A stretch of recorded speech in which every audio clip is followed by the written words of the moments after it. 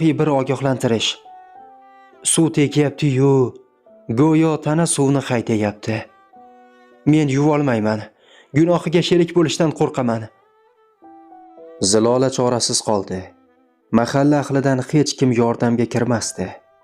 Hamma yo'lakda turib, sutxo'rning o'ligi mana shunday bo'ladi. Xalqning qonini ichgan edi. Mana endi o'zi ham sasiyapti, deb pichirlashardi.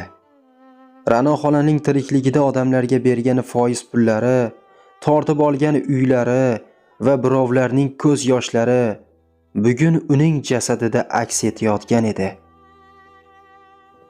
Qo'shnilarning pichir-pichiri yanada kuchaydi.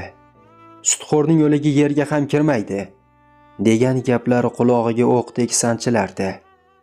Nihoyat mahalla oqsoqoli bilan birga masjid imomi, keksa bir mulla keldi.